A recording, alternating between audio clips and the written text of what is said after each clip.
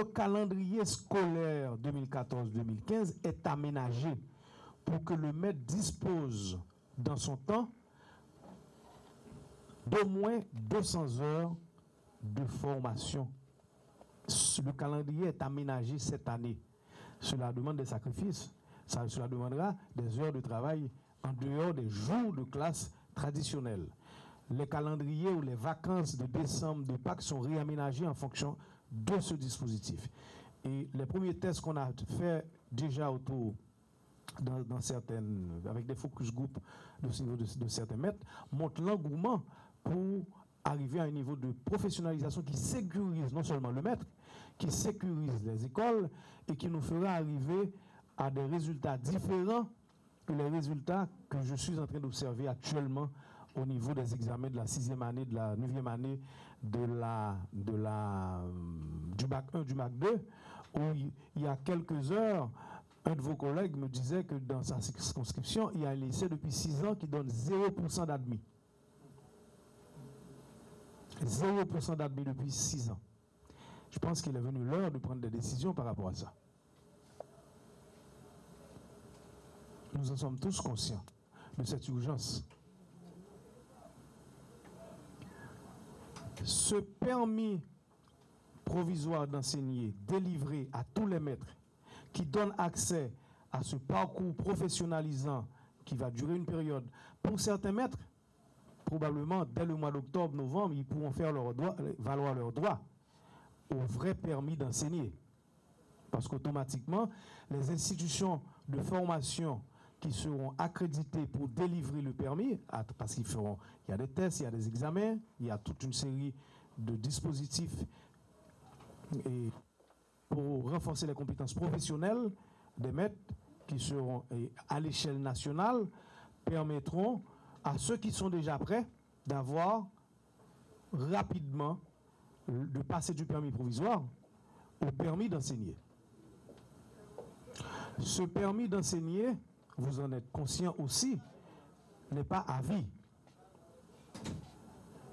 Certains pays, en fonction de leur législation, en accordent pour 3 ans, d'autres en accordent pour 5 ans, et cela dépend même des disciplines dont il est question.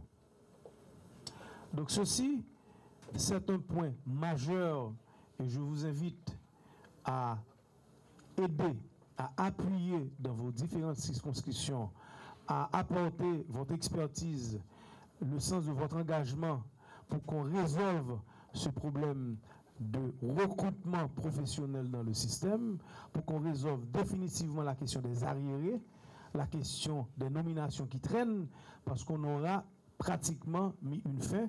On sait très bien quel est le registre des maîtres et on saura encourager les jeunes à avoir un accès plus facile à ceci. Je terminerai en disant que les 2 autres mesures qui suivent sont de la même nature. La première concerne exactement le même exercice sur les établissements.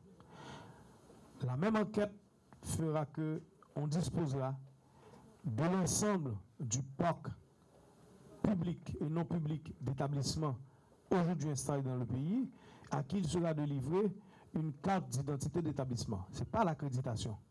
Une carte d'identité d'établissement qui ouvre la voie à l'accréditation si l'accréditation n'a pas encore lieu.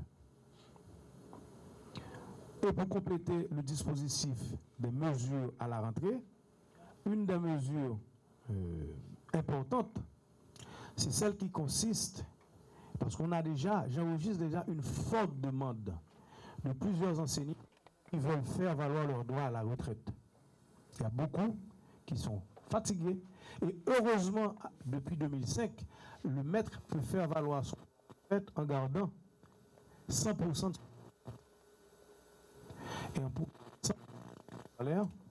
Ceci facilite et permettra au ministère, aujourd'hui selon les premières estimations, entre 20 et 25% de l'effectif pourront faire valoir leur droit à la retraite, ce qui va pouvoir aménager un espace considérable pour qu'on puisse absorber le flot des nominations actuelles, en cours ou à venir. La période des questions permettra au ministère de préciser un certain nombre de questions et d'enjeux, notamment sur la formation professionnelle et notamment sur l'ensemble des déterminants de la qualité de l'éducation, dont la santé et la nutrition scolaire.